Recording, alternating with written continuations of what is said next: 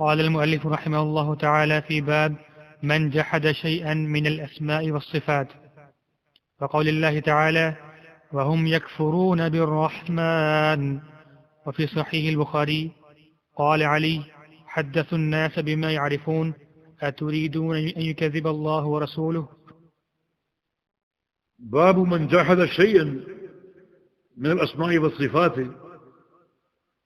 جو شخص اللہ تعالیٰ کے ناموں اور اس کی صفات میں سے کسی چیز کا انکار کرے تو اس کا کیا حکم؟ حکم واضح، انکار کرنے والا کافر۔ اللہ تعالیٰ کے کسی نام جو کتاب و سنت سے ثابت ہے، کسی صفت جو کتاب و سنت سے ثابت ہے، صحت اور صراحت کے ساتھ، اس کا انکار کرنے والا کافر۔ یہ حکم واضح ہے۔ یہ توحید کی مستقل قسم ہے۔ آپ جانتے ہیں توحید کی 3 اقسام: توحید ربوبیت، توحید الوہیت اور توحید اسماء و صفات۔ اللہ تعالیٰ کے ناموں اور اس کی صفات اور اس کے افعال کی توحید، اس کے ناموں کی، اس کی صفات کی اور اس کے افعال کی توحید، جس کا علم اور فہم ضروری ہے۔ چند مبادیات تو لازماً جاننے چاہیے۔ اللہ پاک کا فرمان ہے وَلِلَّهِ الْأَسْمَاءُ الْحُسْنَى فَادْعُوهُ بِهَا وَذَرُوا الَّذِينَ يُلْحِدُونَ فِي أَسْمَائِهِ۔ یہاں 2 حکم ہیں۔ اللہ کے پیارے پیارے نام ہیں، اللہ تعالیٰ کو ان ناموں کے ساتھ پکارو، ان ناموں کے ساتھ اللہ تعالیٰ کو پکارو جو اللہ تعالیٰ کے نام ہیں۔ یہ ایک حکم۔ دوسرا کیا ہے؟ وَذَرُوا الَّذِينَ يُلْحِدُونَ فِي أَسْمَائِهِ، ان لوگوں کو چھوڑ دو جو اللہ کے ناموں میں الحاد پیدا کرتے ہیں، اللہ تعالیٰ کے ناموں میں الحاد پیدا کرتے ہیں، ان کو چھوڑ دو۔ اس کا معنی بہت سے لوگ ملحدین ہیں، اللہ تعالیٰ کے ناموں اور اس کی صفات میں الحاد پیدا کرنے والے، انہیں چھوڑنا ضروری ہے۔ تو چھوڑیں گے کب؟ جب ان کی پہچان ہوگی۔ اگر ان کو آپ جانتے ہی نہیں تو چھوڑنا کیسے ممکن ہو؟ اللہ تعالیٰ کے ناموں میں جو الحاد پیدا کرتے ہیں انہیں چھوڑنا کب ممکن ہوگا؟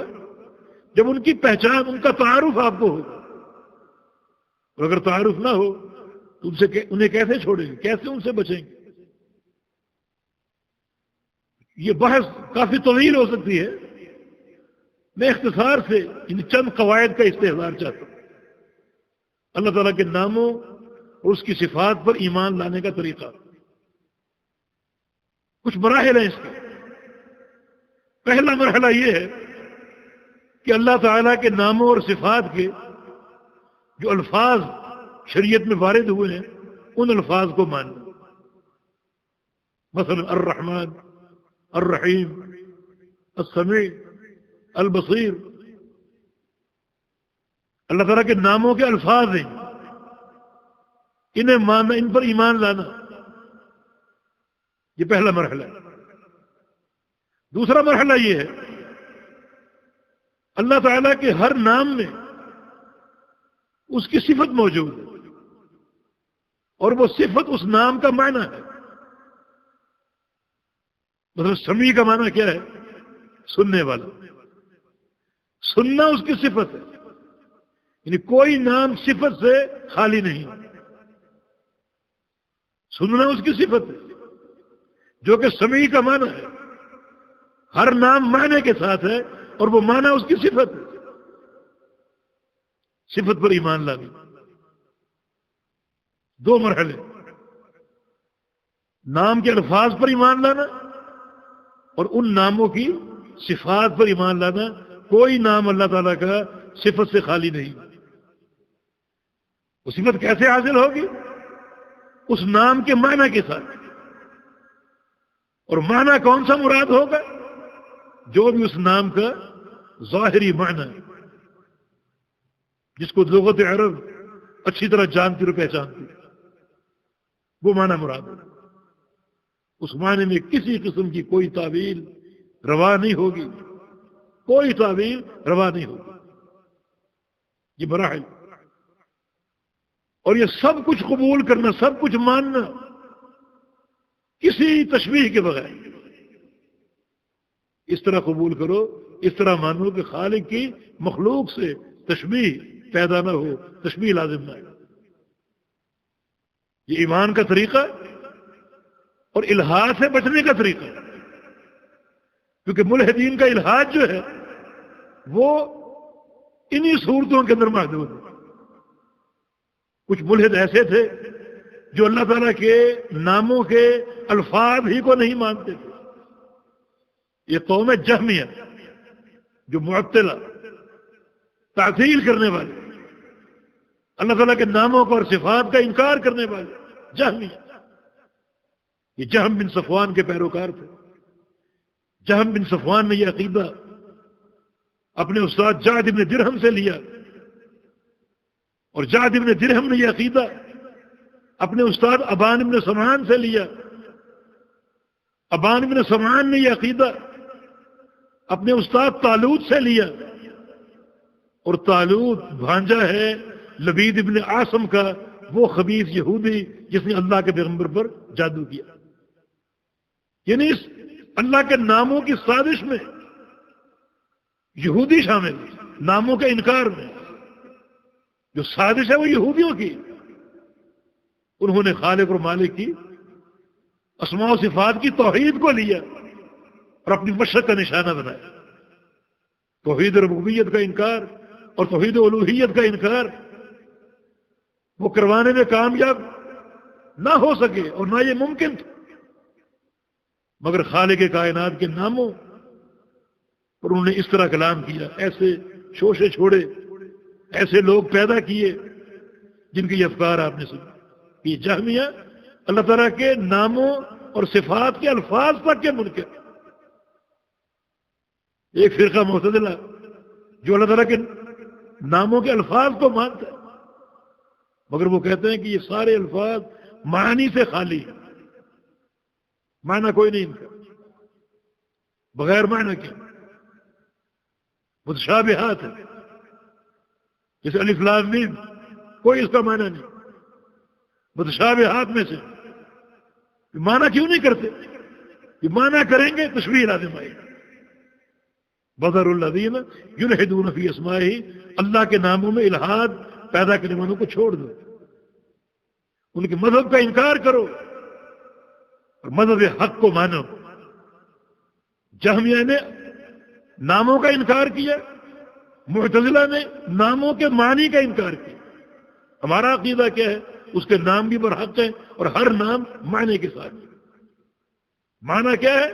جو سیدھا سادہ لغت عرب میں ثابت ہے، کسی تعویل کے بغیر۔ اور آج ہمیں ان تعویلوں کا سامنا ہے۔ آج امت میں سب سے بڑا الحاد اللہ پاک کے ناموں میں تعویلوں کا الحاد۔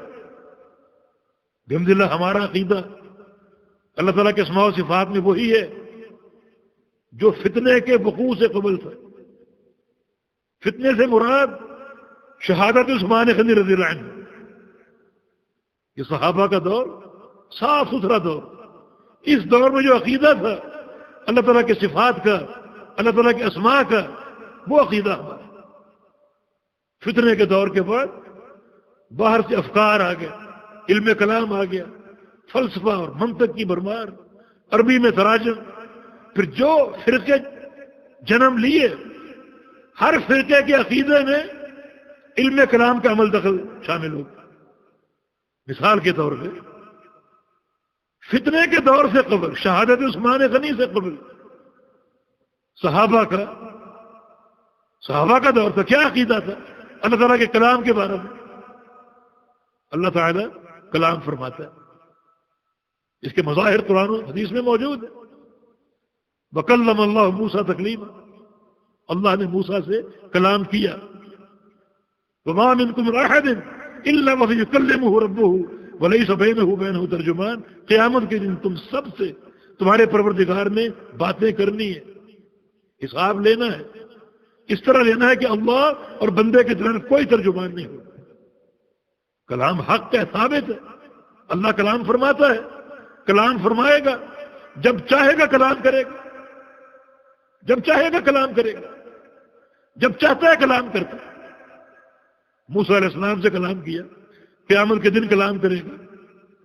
یہ صحابہ کا عقیدہ کلام پر حق ہے، اور وہ کلام انہی الفاظ اور حروف میں کرتا ہے جو عربی کے ہمارے پاس ہیں، الف با تا ثا، اور وہ کلام مفہوم ہے، مسموع سنا جاتا ہے، مقروء پڑھا جاتا ہے، مکتوب لکھا جاتا ہے۔ قرآن اس کا کلام ہے، قرآن پڑھتے بھی ہیں، سنتے بھی ہیں، لکھتے بھی ہیں۔ اس کے کلام کی جو ہے وہ خاصیات ہے۔ فتنے کے بعد کیا ہوا؟ فتنے کے بعد کلام کو مانا گیا تعویل کے ساتھ۔ کیا تعویل؟ کہ یہ کلام کلام نفسی ہے، کلام لفظی نہیں۔ ہم جو بول رہے ہیں یہ کلام لفظی ہے، الفاظ کے ساتھ بول رہے ہیں۔ اللہ تعالیٰ کا کلام کلام لفظی نہیں، بلکہ اس کا کلام کلام نفسی۔ معنی اللہ تعالیٰ جو فیصلہ نافذ کرنا چاہتا ہے اس فیصلے کی گفتگو نہیں کرتا، بلکہ وہ فیصلہ کسی کے اندر ڈالتا ہے۔ مثلا جبریل امین، انہیں اس فیصلے سے آگاہ کر دیا، ان کے دل میں ڈال دیا۔ اب جبریل نے اس فیصلے کے الفاظ بنائے، اس فیصلے کے الفاظ بنائے۔ مانا وہ الفاظ مخلوق ہے، اس فیصلے کے الفاظ پیدا کر کے جبریل کے اندر ڈال دیے، وہ الفاظ مخلوق ہیں۔ اسی معنی میں لوگ قرآن کو مخلوق کہتے ہیں۔ کلام الرحمن ہے، کلام اللہ ہے۔ اللہ تعالیٰ نے یہ الفاظ پیدا کر کے جبریل کے اندر ڈالے، اور جبریل نے وہ الفاظ اللہ کے پیغمبر تک پہنچائے۔ کتنے مظالم ہیں، کتنے ظلم ہیں۔ صفت کا انکار، تعویل انکار ہی۔ کلام نفسی کی اصطلاح نبی علیہ السلام کے دور میں تھی، صحابہ کے دور میں تھی۔ صحابہ کے دور میں، نبی علیہ السلام کے دور میں اللہ تعالیٰ کلام کرتا ہے، یہ سب مانتے تھے۔ کیسے کرتا ہے؟ جیسے اس کے لائق۔ کیا ہماری طرح کرتا ہے؟ نہیں۔ کیوں؟ نہیں سکے مثلہ ہی شیء، اس جیسی کوئی چیز نہیں۔ تشبیہ تو ہے ہی نہیں۔ تشبیہ کب پیدا ہوگی؟ جب عقیدہ یہ ہو کہ اللہ تعالیٰ کلام فرماتا ہے بالکل ویسے ہی جیسے ہم کرتے ہیں۔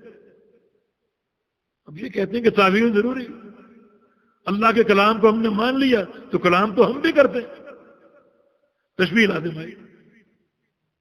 اور ہم کلام کرنے کے لیے کچھ چیزوں کے محتاج ہیں، زبان کے محتاج ہیں، حلق کے محتاج ہیں، دانتوں کے محتاج ہیں، حروف کے مخارج مختلف ہیں۔ تو اللہ تعالیٰ کا بھی احتیاج ماننا پڑے گا، وہ بھی ان چیزوں کا محتاج ہے۔ لہذا یہ تعویل کرو، یعنی خود ساختہ ایک وہم اور شبہ، اس خود ساختہ شبہ کے تحت صفت میں تعویل، اور تعویل کا معنی انکار ہے۔ تعویل انکار ہے۔ میں کہوں میں اس بوتل کو مانتا ہوں مگر یہ شیشے کی، حالانکہ پلاسٹک کی، میں نے مانا ضرور اس کو، مگر میں نے اس کو شیشے کا مانا ہے۔ شیشے کی ہے یہ، جب نہیں ہے تو پھر اس کا انکار ہے۔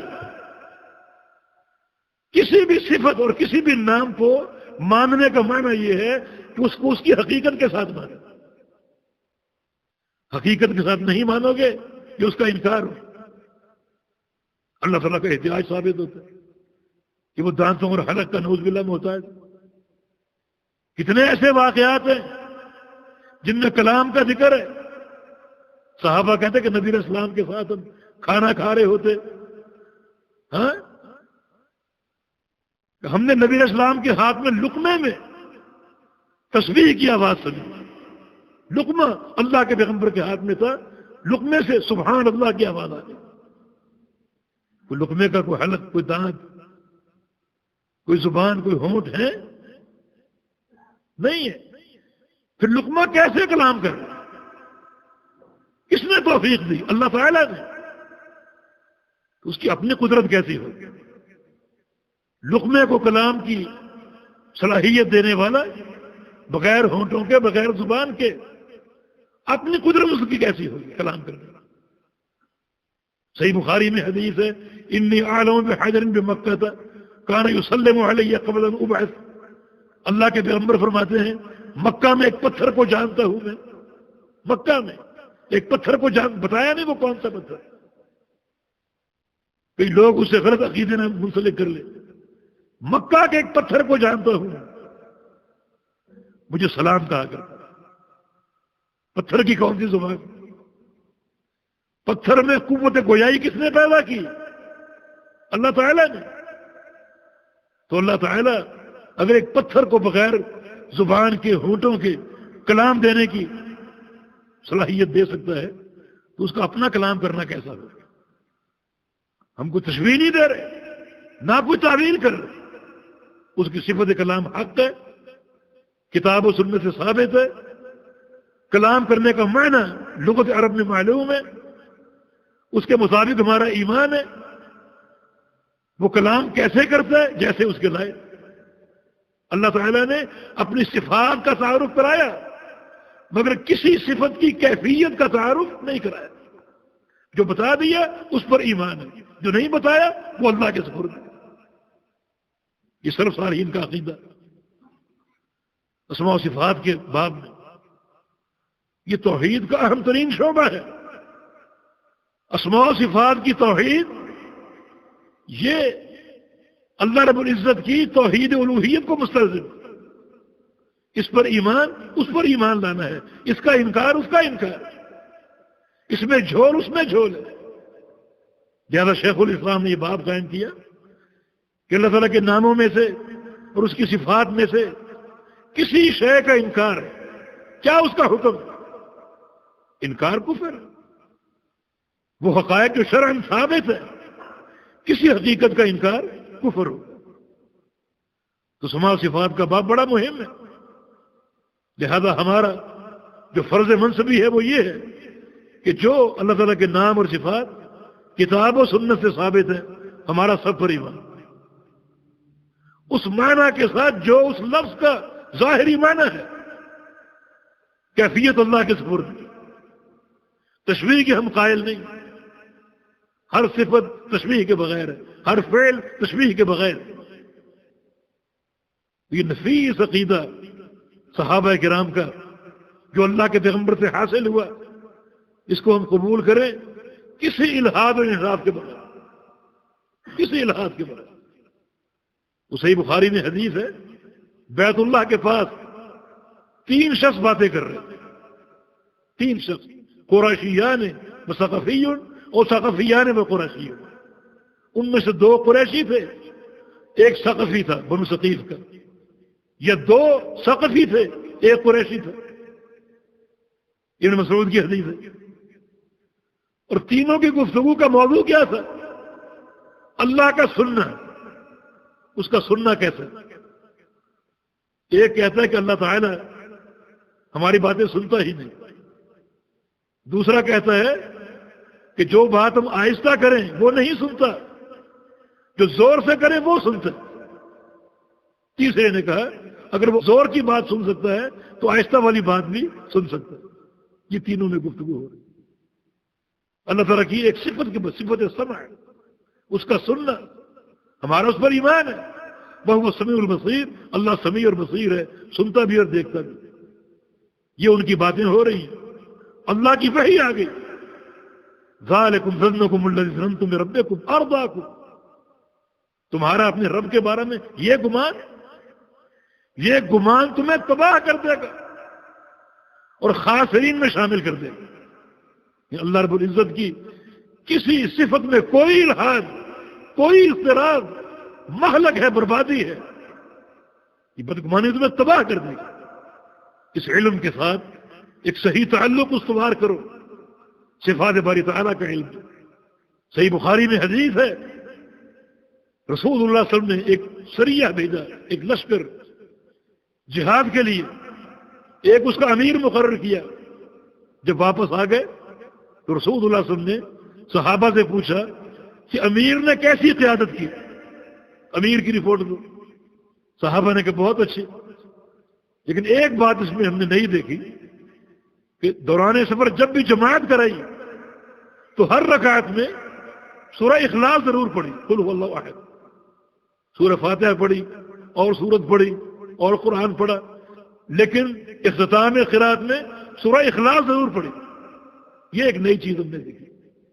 رسول اللہ صلی اللہ علیہ وسلم نے فرمایا اس سے پوچھو اس نے ایسا کیوں کیا، ایسا کیوں کیا.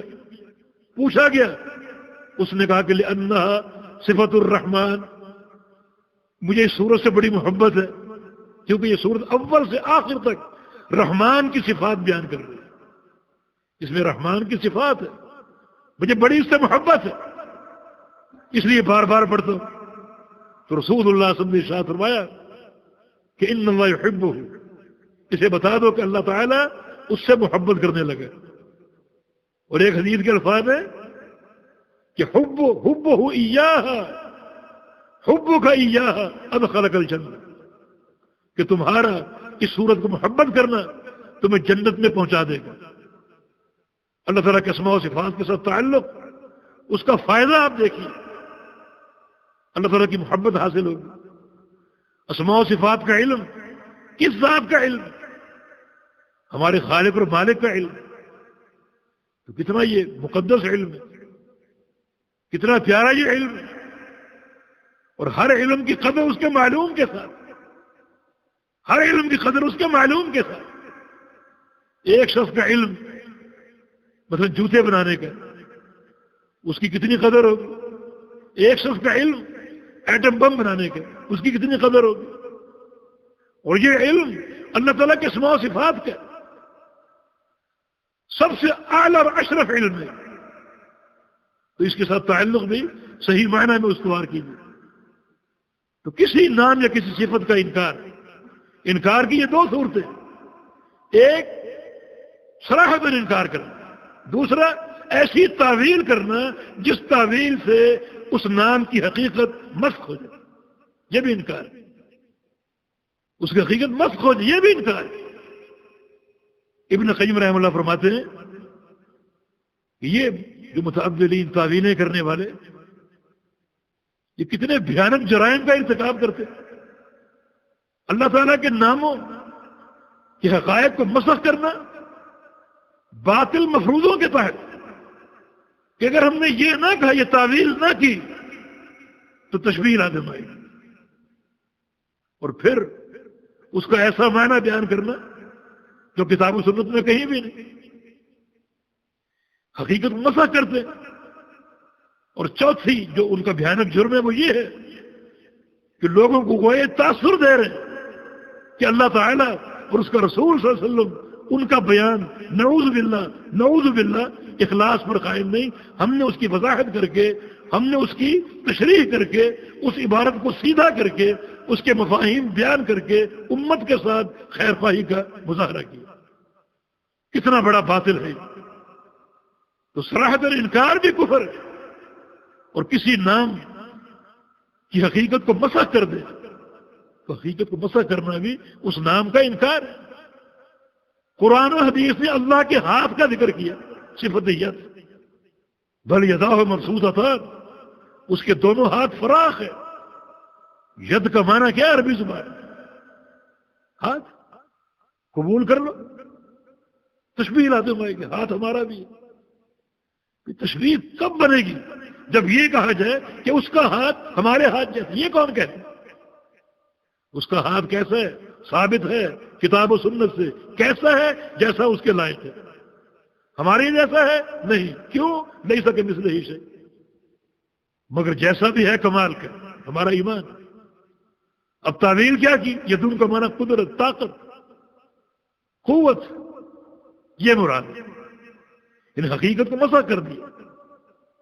جو سیدھا سادہ معنی جس کو معنی ظاہر کہا جاتا ہے اس سے انحراف کر کے صفت کی حقیقت کو مسخ کر دیا کہ یدن کا معنی قوت ہے. یہ معنی کیوں کیا؟ اگر یہ معنی نہ کریں تشبیہ بنے گی. اچھا، یدن کا معنی جو قوت کیا ہے، کیا قوت انسانوں میں نہیں ہے؟ ثم جعل من بعد ضعف قوة، ہم نے انسان کو کمزوری کے بعد قوت دی. ان خیر من استاجرت القوی الامین، موسیٰ علیہ السلام کے بارے میں کہ یہ قوی اور امین ہے. قوت تو ہے، تشبیہ تو یہاں بھی بن رہی. اسی لیے یہ اہل کلام متکلمین ہر وقت سراسر حیرت کا شکار رہتے ہیں ان کی ہر کوشش کا نتیجہ حیرت. خدا من العقول اقال واکثر سعی العالمین ضلال. امام راضی کا شعر ہے. پوری زندگی علم کلام سے، فلسفہ سے اور معتزلہ کے علم سے اشتغال رہا، اور کسی مسئلے میں، ایک مسئلے میں بھی نتیجے تک نہیں پہنچ سکے.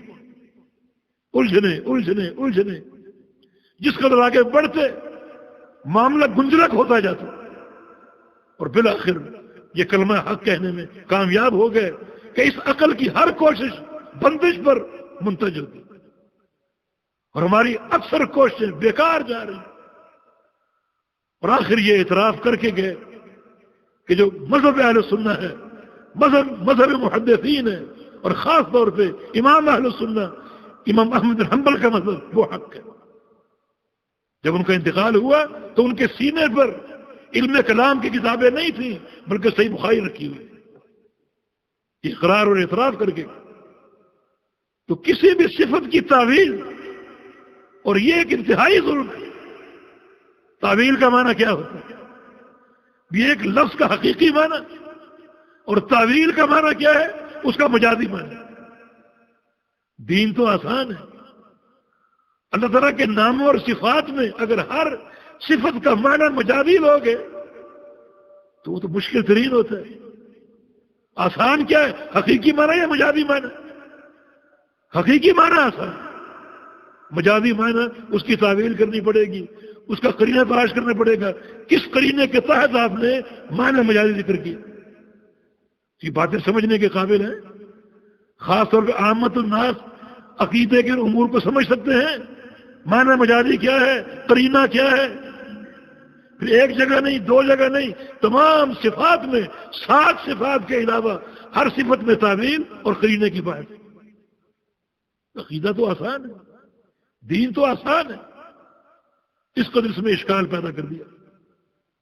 مسئلہ اسماء و صفات کو جاننا اور پہچاننا یہ بڑی اہمیت کا حامل، یہ توحید کی مستقل ایک قسم ہے، اور صحیح ایمان لانا ضروری ہے. وَلِلَّهِ الْأَسْمَاءُ الْحُسْنَى فَادْعُوهُ بِهَا، اس کے پیارے پیارے نام ہیں، ان ناموں کے ساتھ اللہ کو پکارو. عافیت کا راستہ وہی ہے جو بہت سے محدثین کا قول ہے. امام مالک کا قول، امام اوزاعی کا قول، امام شافعی کا قول، حماد بن زید کا قول، امرّوها كما جاءت. یہ نام اور یہ صفات جس طرح وارد ہوئی ان کو اس طرح جاری کر دو، کسی تعبیر کے بغیر، کسی تعطیل اور تشبیہ کے بغیر ان کو جاری کر دو. یہی عافیت کا راستہ. بقول اللہ تعالی وهم يكفرون بالرحمن، اشارہ کفار قریش کی طرف کہ وہ کفر کرتے ہیں رحمان کے ساتھ. وہ کہتے تھے کہ ہم لفظ اللہ جانتے ہیں، لفظ رحمان نہیں جانتے. اور کبھی کہتے ہیں کہ محمد صلی اللہ علیہ وسلم میں نعوذ باللہ 2 خداؤں کی دعوت دے رہے ہیں، ایک کا نام اللہ اور ایک کا نام رحمان. اب یہاں بھی شرک آ گیا، کہاں گئی توحید؟ حالانکہ رحمان اللہ کا نام، اس کی صفت ہے. تو یہ کفار کے کفر کی ایک وجہ، اللہ تعالیٰ کے ناموں میں الحاد اور اس کے ناموں کا انکار، رحمان کا انکار کر. انہوں نے لفظ رحمان کا انکار کیا. آج ایسے لوگ موجود ہیں جو رحمان میں تعویلیں کر کے اس صفت کی حقیقت کو مسخ کر دیتے. رحمان میں رحمت ہے، اللہ تعالیٰ کی رحمت کو نہیں مانتے. وہ کہتے ہیں کہ رحمت کا لفظ اور یہ صفت جہاں بھی آئے گی اس سے مراد ارادہ انعام ہوگا. ارادہ انعام جو رحمان کا معنی ہے ہی نہیں. رحم کرنے والا، رحمت کرنے والا، اس کی رحمت حق ہے. ارحموا من فی الارض یرحمکم من فی السماء، تم رحم کرو زمین والوں پر، تم پر رحم کرے گا آسمان والا.